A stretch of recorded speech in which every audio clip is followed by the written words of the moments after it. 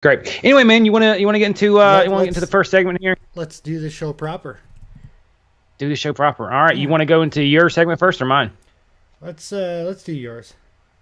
All right. Do you want the So speech I'll or do you want the chance? I'm gonna do a little setup and Okay. then we're gonna hit because the chant is short and we'll just play it a couple times and then take it back away. All Okay. right. So for anyone that doesn't remember, what was it? It was the 12th. Was It was one a year year since year the ago. Yeah. the Unite the Right rally in Charlottesville, which is actually surprisingly about a year since we started this show. Hmm. In episode 2, we actually interviewed the one of the organizers, and that interview would go a lot different if I did it today. But two cops died from a helicopter crash. Had nothing to do with the rally. Just police watching it, and then a woman was hit by a car. I forget her name. By one of the alt-right protesters. So they had a anniversary 1 year rally in Washington D.C. I just have one and question. One question. huh? Would you push him on his identity politics a lot more? Is that what you'd do different? What I would talk probably less about the race issues Yeah. specifically, and I would want to get more into the pragmatists because he's a Southern separatist, Okay. All right. right? So instead of because I've become more aware of let's say demographic differences. Okay. And I'm not gonna, who cares how much of it is biological and how much of it is cultural or whatever, nature versus nurture. That's an old argument. I'm not a scientist, right? Mhm. So I would probably not be so interested in that, and I would probably be more like, okay, so there are some slight differences between some demographics. You can call them races, you can call them ethnicities. Some differences slightly more drastic than others. Asians are great at math. We all know that. Black people have big dicks. White people organize well. Mhm. These type of things Apparently are not, but fair okay. to. Well, I mean, as a society and whole, you know what I mean. Yeah. Fuck. Yeah. Yeah. Anyway, Yeah. what I'd be like, okay, so what? So what? What do you want to do about it? Yeah. Like you're here in the South, which is like a fucking third black. Now what? Hmm. That I think would be the more interesting conversation that I would Yeah. that I'll try to have with the gentleman. Um, For me, for me, it's the ironic nature of them playing identity politics and complaining about identity politics at the same time. Do you know what I mean? say that again. So for me, the ironic thing about these right wing guys like the Mhm. alt right and some of the race realists and stuff is that they actually play identity politics from the right. Oh, that's literally the whole point. So Yeah, their argument is that but they and I listen ironically to do it. do they ironic? No, they're not being ironic. No, but what I okay, sorry, they don't ironically do it. It's ironic that they do it because they complain about identity politics from the left. I actually disagree with that. Okay. So people like me and you would complain about, like Sargon. Sticks here might complain a little bit. We'll be playing one of his videos here in a little bit. They would complain. Is Richard Spencer complaining about black identity politics? No. Jared Taylor? No. No, they're not. They actually see it as fair game. Okay. The way they say it is, we would love to play the individual game. Yeah. But if we're the only people doing it, it puts us at a severe disadvantage, Okay. right? If everyone else is protecting their race and their culture and working together in institutions, like the Black Caucus and so forth, if white people don't do it, then they leave themselves at a permanent advantage. Particularly if they don't do it anywhere. Like and there really are no white people organizing themselves around like a racial identity like everyone else is. Well, shit, sign me up, man. You've convinced me. I've convinced you. Okay, go ahead. Go ahead with yeah, that so- topic. Yeah. You know what, man? Let's instead of starting with the counter protesters, let's see The speech? I haven't even listened to the guy's speech. Yeah, the Unite the Right speech. I haven't even listened to the guy's speech. It's like 12, 15 minutes. Okay.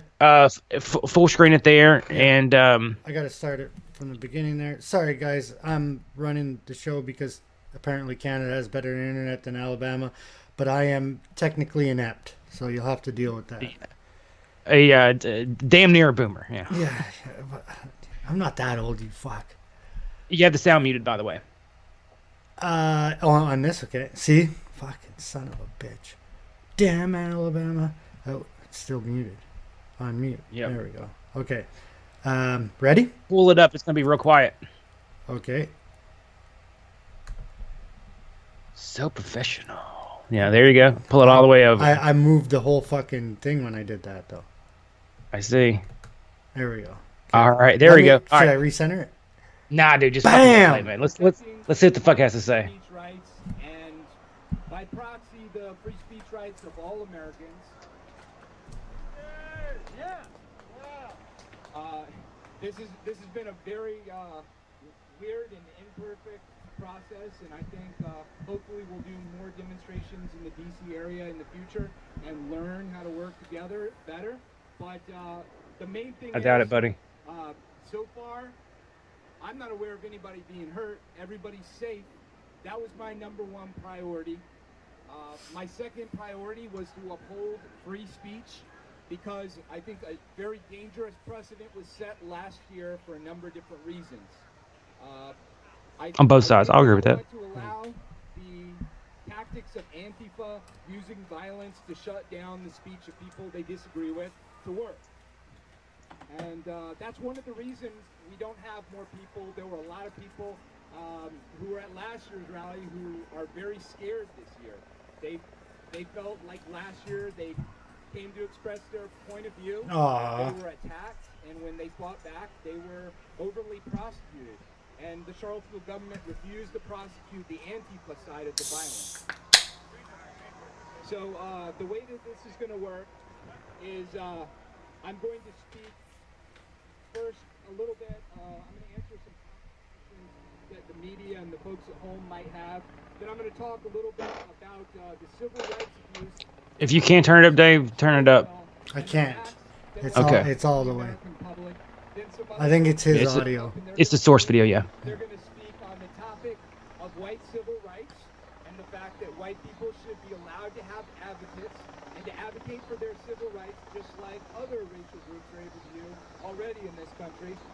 Some folks are not even white. They're going to come up and speak about the benefits of tolerance and talking to one another rather than attacking each other. They're going to talk about a lot of different Pause it. things. Not all my speakers were able to make. Okay. We're not gonna go through the whole thing here, obviously. Yeah. How do you feel about what he just said there? That part of his goal. Okay. Go ahead. No, I mean, and it's exactly what I said earlier, right? Part of their goal is for white people to organize and advocate in the same way that every other racial demographic does. And of course, in the United States, okay, so somewhere between 65 and 85% of America is white right now. Mm-hmm. See, like 85% of people say they're white, but I'm listed as white, Dave. Mm-hmm. About 2 generations in, Hispanics, whether they mix or not, they start identifying as white, and some of them much sooner, right? It's very common that when Hispanics first migrate to the United States, they will mark themselves as Hispanic. By the time the next caucus comes around, I'm not caucus, census. Oh, what the fuck? By the time the next census comes around, they fill it out as white. Because by that point they want to blend and they want to identify as white. So that's where the left 56% face comes from. You know, that really ugly face is that America claims to be very white, but it's probably more around half to 60% or so. With those diminishing numbers, the old idea was the country's 90% white. Why would you need an advocacy group? As long as it's not hateful towards other groups, I'm not sure, particularly if it calms them the fuck down. Like, are they not allowed to have white advocacy? No. You're actually not allowed to have white advocacy groups. I'm pretty sure, man. If you do, culturally, if it's legal, but I'm pretty sure like schools don't let you set up like white unions. unions, like Yes. there's black unions and Yeah, Hispanic unions, Muslim unions, and gay unions, and all the rest. yeah. Uh, so, all right. And here's the thing: even if you disagree with that, so just hear me out here. 20 people showed up at this rally this year. Yes. 20 to 30 quote unquote alt-right people showed up to this. What happened to their numbers, Dave? Now part of it is what he's saying here. They kind of got bit and learned their lesson, but still they only have 20 people with the balls to show up. And my theory, what I think happened, is exactly what I said we should do. Is what happened is we stole the win from themselves. The things that they would talk about to bring people in. You know, things like IQ and race realism, these really unscientific lies that were being pushed by mainstream. Okay. They're now mainstream conversation topics, right? Yes. Sam Harris has done 2 or 3 podcasts on IQ disparities at this point. Yes. Right. And he's a nice middle of the road guy. So now people aren't as interested in him. They don't have this great secret that no one's talking about. People used to have to go to them if they wanted to learn about these type of things, but now they can hear it anywhere. Yes. So I think that was a lot of it, is the things that they were complaining about within the culture has actually been fixed to a certain percent. I think they suffered a great social cost as well. Yes. You know, like Yeah. and not just so. Well, social, like obviously they were ostracized, but then a lot of them lost their jobs, and so the social cost was more than a lot could bear. I would imagine, but I think they're fucking twats, just like I think the SJWs are twats, though. To be honest with you. Oh no, I think they're twats is a fair description. No, it's whiny cunts. Really. White people are doing okay. Yeah. Am I saying that they don't need any kind of advocacy groups? I don't care. Yeah. I don't care. I don't care that there's black student groups. If they want to set up fucking this or that or the other, as long as it is not an actual racist movement or racist like institutions that they're setting up. As long as they're not segregating themselves from. Because I think the idea is to get away from segregation, right? Or to get away from integration. No, I mean like as long as these advocacy groups for black people, and like as long as they're not segregating themselves from the rest of the population, right? Like, well, the group allowed, itself is clearly going to be segregated, right? I'm talking about the advocacy groups for the other people. I'm fine with any advocacy group as long as they don't segregate. That's what I mean. I'm trying to see what you mean by segregate. Like I can't join a black yes, exactly. student union. So okay, so you're saying as clearly blacks won't be to join a white student union, right? Yes. I just don't think segregation gets us anywhere. I think that's gonna put us further apart. Well, it's not like the segregation goes out elsewhere in life. And if you have a problem with, okay, then do you have a problem with the black student groups then? Because they are segregated. Would you like to end them? Okay, but no. Here's the thing. I think student groups is one thing. Government run advocacy groups is what I'm talking about. Oh, okay. No. I don't want. Well, I want the government to stay out of all of this. Yeah, I think people can have their own social groups, whatever they want to do. My personal desire would be for government to actually ignore the issue of race unless there's some sort of actual problem. You know, like I think it should be inconsequential, right? You know how you guys have. Sorry for interrupting. No, go on. You guys have your stats in the U.S. and all your crime stats are done by race and everything's done by race. If you look at the crime stats for Canada, we don't do that. They don't calculate it by race. They just say this crime was committed. So, let me tell you why I don't like that. Mm-hmm. without that information, it would be pretty damn well impossible to debunk like Black Lives Matter type of rhetoric, Yes. where we're being disproportionately shot. Well, you're committing disproportionate crimes. Yeah. So that may have something to do with it, and we wouldn't know that if that information wasn't kept up with. Sure. And it actually causes a lot of paranoia. A lot of European countries are like you guys. Yeah. You guys are much more European than we are, obviously. Yes. With your queen being in the UK right now. Sure. It makes their people paranoid.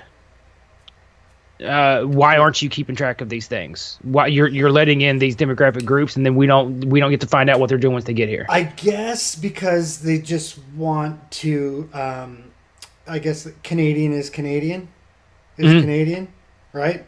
So I think like it would they track it by male and female, by gender, but they don't do it by. But they do. So, like, you can get the information, though. The government doesn't track it, but you can get it from third-party sources. Oh, okay. As long as the information is out there, but that's what matters to me. You can get the information. I get it from the FBI, here, Yeah. but I see what you're saying. All right, well, let's watch this a little bit more. And Okay. I want to say real quick before we get into this.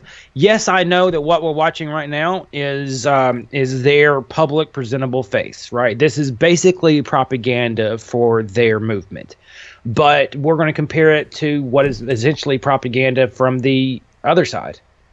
So I just want to say, I think it's a fair comparison to see this isn't what does each side think. This is what is each side willing to put out into the public, and there's a stark difference.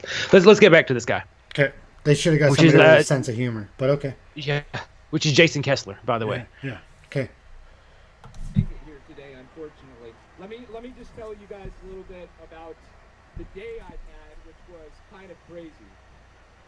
First of all, I had people attacking me left, right, and center. And we had a guy who was going to Clearly not physically. bus for us, and we didn't know who that guy was, evidently, because we showed up and he wasn't there. There were a lot of sketchy characters there. So we ended up getting to the train station a little bit early. And we weren't told by law enforcement previously that as soon as I arrived, we had to go. So I apologize if people got left behind. We were supposed to have the train station open from 2 to 3. Okay, come on. People may have traveled Yeah, skip ahead a little bit. and got left behind. There you go. Replacement that is going on in the United States. There White we are. People are being guilted for slavery and war and all these things that every racial group on the planet has engaged in, but they're saying tear down Robert E. Lee and tear down Thomas Jefferson. They're not saying tear down the Great Wall of China, which was built with slave labor. They're not saying tear down the Mayan and Aztecan pyramids, which were built with slave labor. It's only white people, and it's only our countries which have to be flooded with too many people to the point where the host populations don't exist anymore. I'm not a white nationalist. I've never claimed to be a white nationalist, okay? But I'm okay with sharing this country with people from around the world. But if you bring in too many people at once, it's not the same country anymore.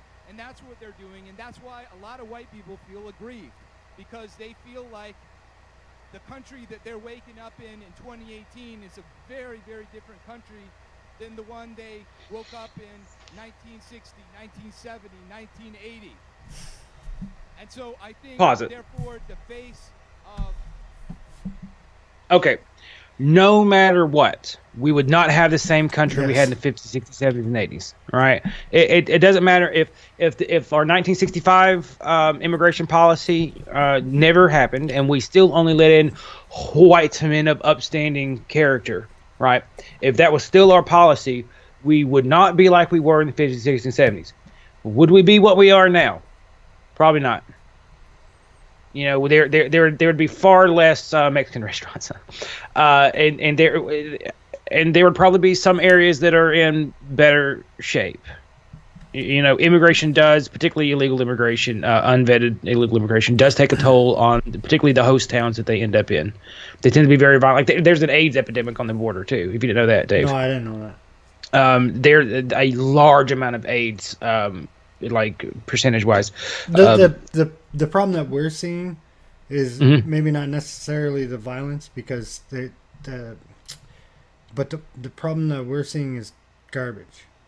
Now, I don't know if you know this about Canada, but it's one of the cleanest countries on the planet.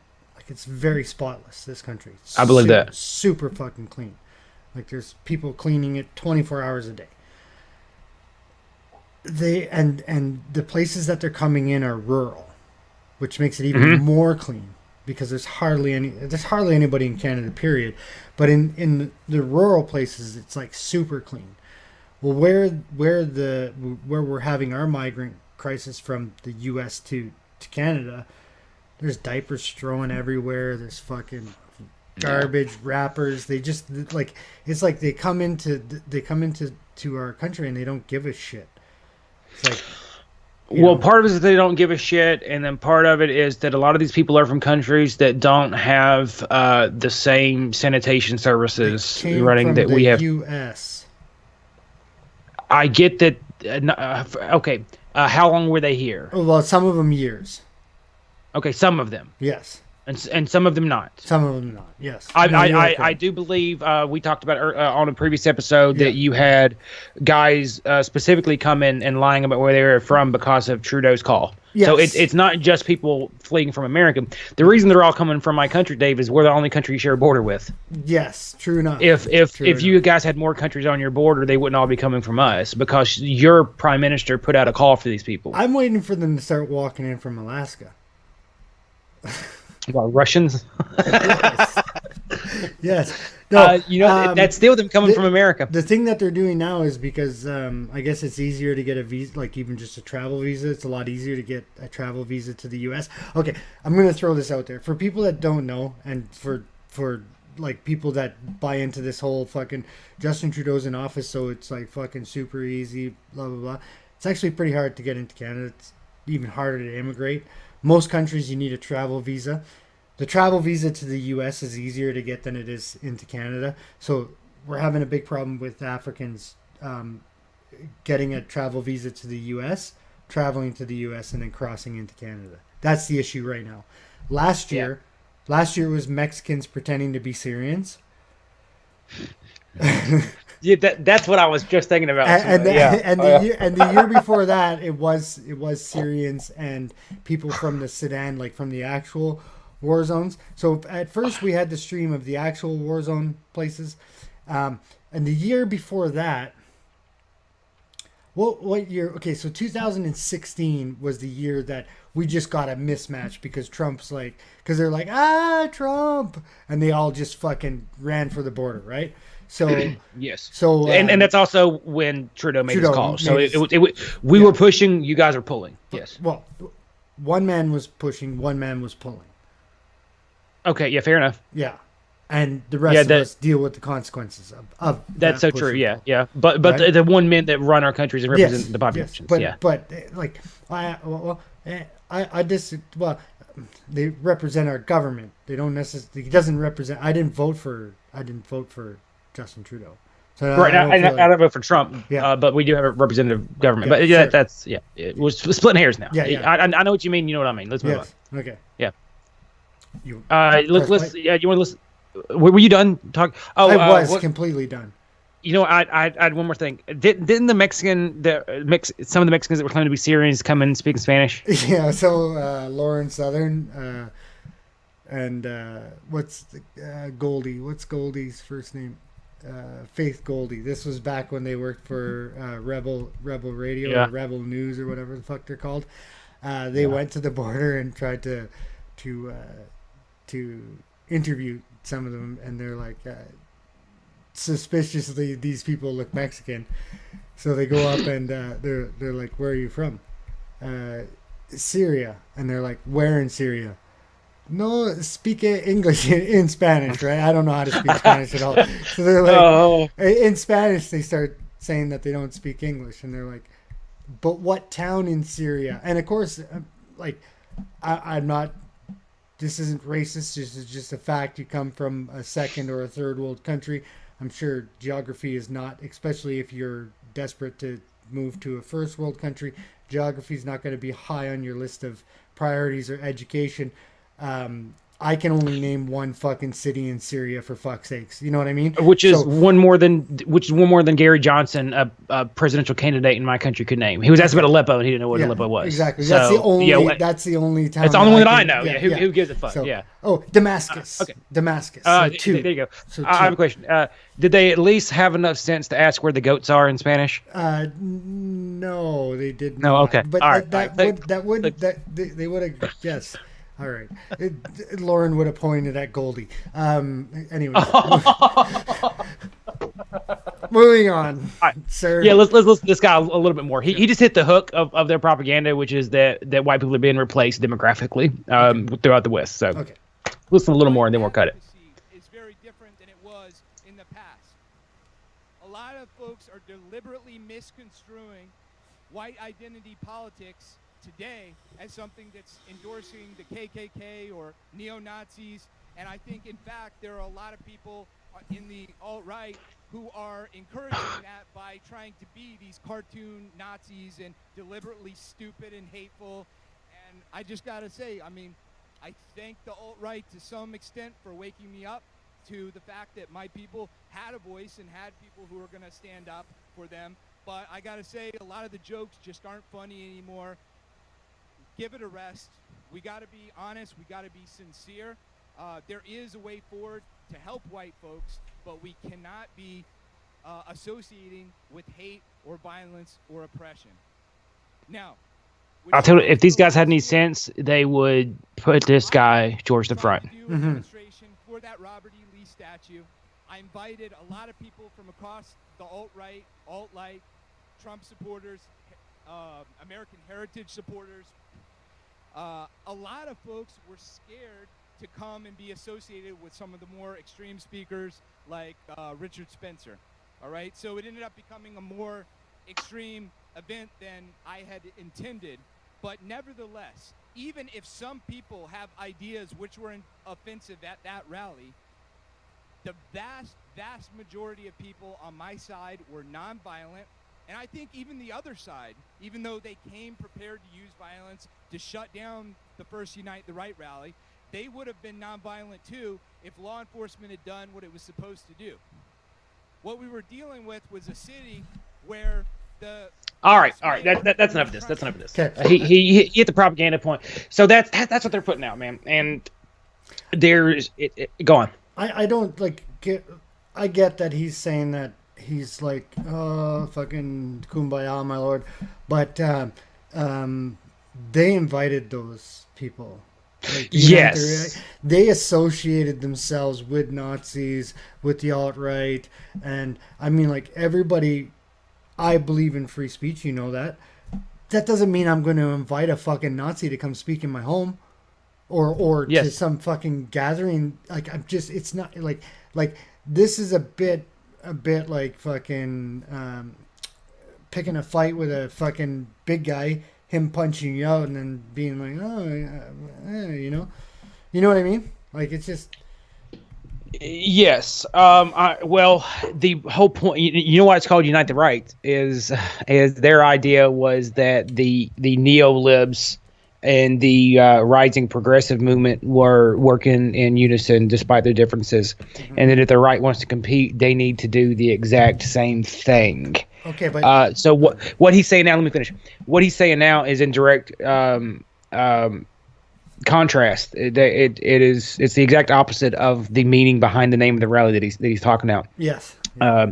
So that's ironic to me. But I think a lot of it they learn their lesson. Okay. But here's the thing: if you can't get but 20 or 30 guys to show up at an event, mm-hmm. you don't really have a movement, do you? No, you don't. No. You have some jackasses hanging out online talking shit. I think they have an internet culture. That's for sure. Well, yeah, they have a significant internet culture, but so do incels. Sure. Which for anyone listening is people that can't get laid. So I'm done with this video, man. All right. So you want to go to Antifa Chance death? Chance. Yeah. The Unite the Right. It's not letting me get into pause. That's fine. Just let it play. Okay.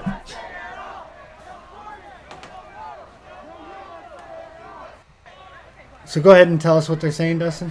They're saying no borders, no walls, no USA at all. Like that's their response. 20 guys show up. He has a pretty mild message.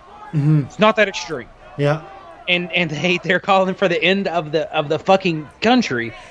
And when this is the contrast that you're coming with, the alt-right is going to start, if they continue to put forward that face, Mm-hmm. we're just trying to be reasonable, we're just trying to have a conversation, we're just trying to talk about some problems that matter to our demographics. Mm-hmm. And they don't invite in the Nazis and the KKK and this shit. I don't see how anyone can be on the side of these guys, in any American. Like, how are you calling for the end of America? Well, here's the other thing, too, is like, do you know what sorry, folks, that was my big fat dog. Do you know what happens at the end of America? Putin takes over. They're not a communist country anymore. They're Right. They're fascist right-wing country now. Basically fascist. Right. They have a dictator. He's not a real president. That's like a tin pot president. They have elections, but they're corrupt, and they had a prime minister, but Putin decided to make himself president forever. So there's absolutely going to be a conflict if and when America dissolves, because there's too many resources here and there's too much power here, and the borders are going to be disputed. Mm-hmm. Okay, Mm-hmm.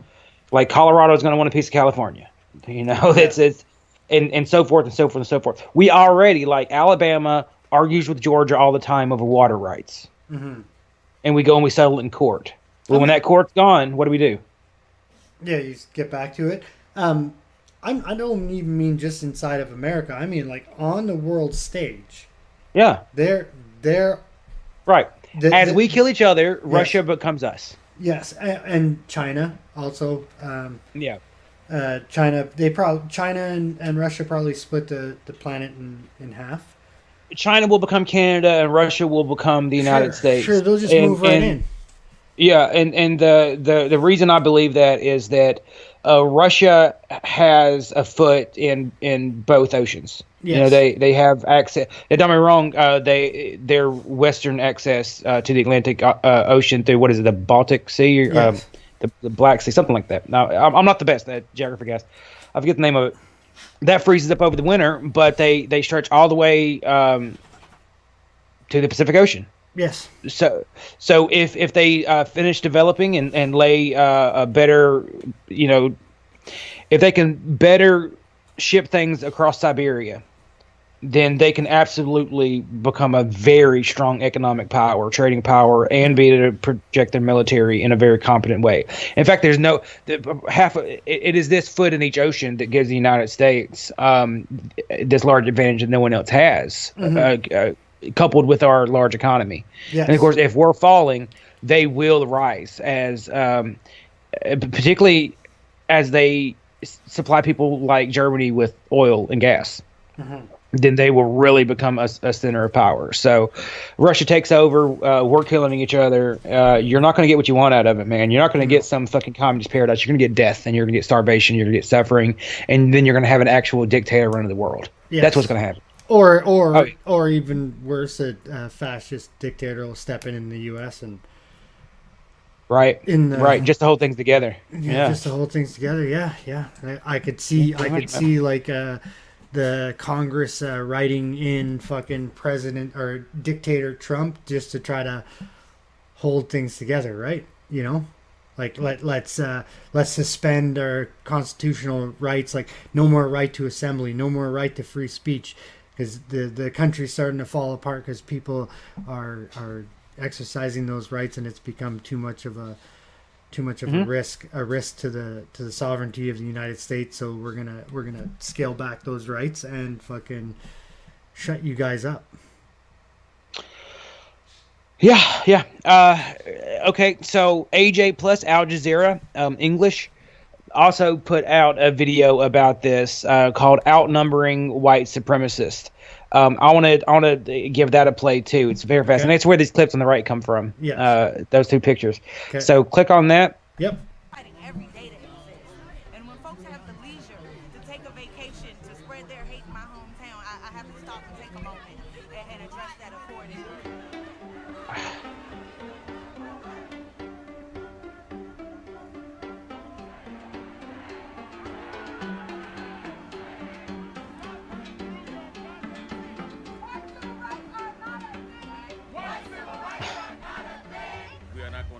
Pause it for me. Right click on it. Pause it. You go down to the source and do it there. Right click. Okay, on the eye. No. On the where it says outnumbering white nationalists. Oh, okay. Oh, right click. Oh yeah, okay, I get it. Pause it. Okay. And then bring it back about halfway to where it is. Okay, that's fine. Yeah. What they said there was white civil rights are not a thing. Yeah, that doesn't. Do you remember what that guy was just saying? Yeah. Can you play into someone's hand any harder?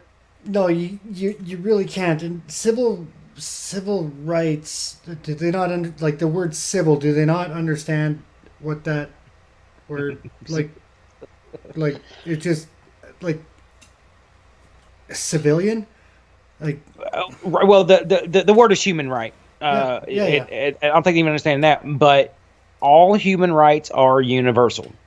Mm-hmm. What goes to one goes to all, right? Yeah. And civilian rights also works in this because those are the rights that are recognized by our government, and human rights exist outside of government dictation. So, fair enough. But is there any better way to tell people that they need to organize than to go out in the street and chant that you don't have rights? Your group that is not allowed to organize, you don't have rights. Yes. I don't think that they I would hope that they don't understand what civil rights are. Like, I would hope that they would think that the civil rights was a movement of the 60s, you know what I mean? Or like that it's a catchphrase for black people fighting for rights in the US, and not that they actually believe that white people don't have civil rights. I would hope that's my hope for that. Well, right there on the sign too, in the bottom right picture of the screen here, mm-hmm. It says "all power to the people," and they're specifically talking about not white people. So, yeah, if we could try to bend it. Okay, so I'm not trying to bend it. No. I hope. I'm not saying you're bending it, but I'm gonna say I'm gonna try to bend it here. Okay. Maybe what there's.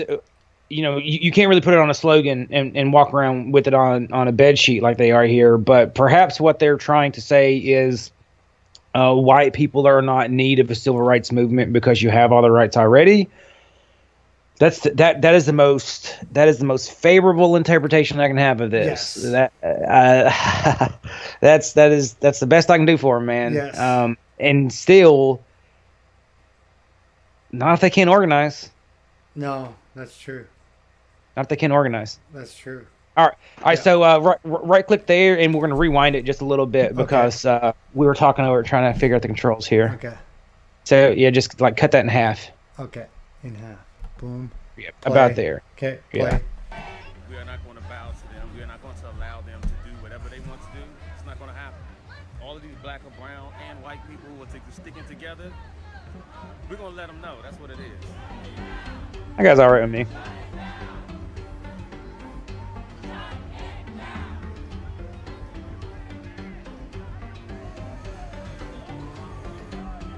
There's a lot of love left.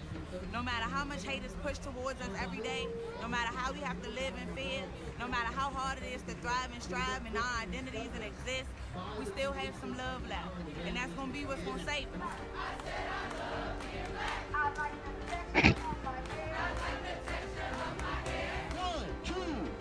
Pause it. Okay. It didn't start today, and it's not going to end. Okay. If you love yourself, Yep. you don't have to get up in the morning, stare in the mirror, and say you're beautiful and you're wonderful and you're worthy and I love you. And gosh darn it, people like you. Yeah, you don't. You only do that when you actually have an inferiority complex that you're dealing with. Yeah. Okay, so I actually have. Back when I worked at Walmart, I was unpacking some clothing, and on the inside of the cardboard was like some morning affirmations written in Spanish. Okay. What I imagine to be some, some fucking sweatshop worker in Mexico, Yeah. and it's literally like, in Spanish, I'm beautiful, I'm lovely, I'm angelic, and so forth. That's someone who's barely hanging on. Yes. I like never in my life, man, on my lowest depression, never have I had to remind myself that I love me and that I don't hate the texture of my hair. Yes. I don't. I love my skin color, Dave. Like you're deep in denial, honey. You are deep in denial. I've always said this. Those motivation posters that are like, shoot for the blah blah blah. You're beautiful. Like those aren't for people that are doing well. No. You know what I mean? And you go into somebody's home that's doing well. None of those people have or the people that on Facebook that have those are always the ones that are falling apart the worst. Oh yeah. Yeah. No, none of your successful friends ever post about anything like that. Never. You see it on Facebook, and people that actually love themselves and don't have they don't do what these do. And also she said talking about we have enough love. Their side, these guys people are throwing water at the Unite the Right guys. People that aren't even necessarily with them. People in Trump hats are having shit thrown at them and terrible things said to them. Find the videos, guys, and watch them if you want to sit and watch protest footage for hours like I did. They're not doing a good job. Hit that play button. And it doesn't start online. It doesn't start through the media. It's building relationships in real life. It's talking to your neighbor about this every day, not just when it's a hashtag. It's being willing to speak up when you're at work and some racist stuff is going on, or some xenophobic stuff is going on, or some transphobic stuff is going on. It's not picking convenience. That time is out.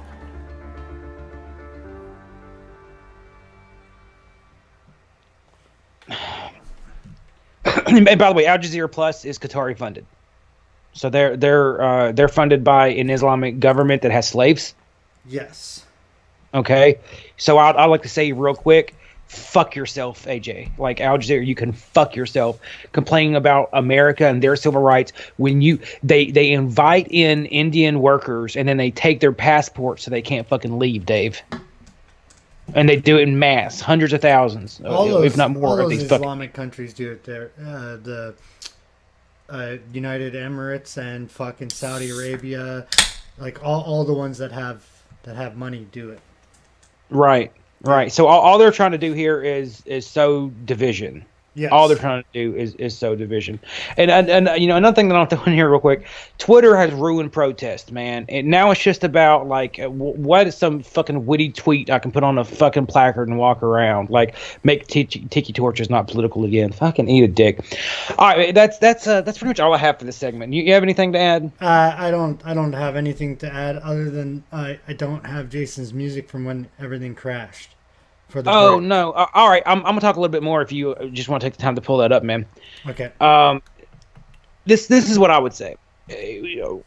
We started this show, and part of the premise was that there is a growing right wing and a growing left wing extremist movement, not just in the United States, but across the Western world. Extremes of those. Yes, extremes of the left and extremes of the right, and that they were kind of feeding off of each other. But what we're actually starting to is it lost state of mind? Yes. Okay. The right seems to be losing. Like they're somewhat winning a culture war ish. They're winning a portion of the culture war. But when you look at the actual power that the kind of Marxist wing of the Democratic Party is getting, it's pretty staggering to me, man. They have the college institutions, most of them. They have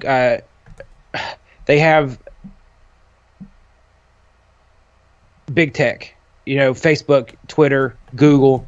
the modern form of communication is absolutely in their hands. You know, and by the way, Gavis McGinnis has been kicked off of Twitter. And you know, like founder of the Proud Boys, which is basically like a modern day, you know, Elks Lounge. Mm-hmm. It's just a bunch of dudes hanging out, man. They don't go out and beat people up or no shit like that. They really fucking don't. They bar crawl and hang out. Well, they did interrupt that one native ceremony there. Okay, some of them did. Fair enough. Yeah.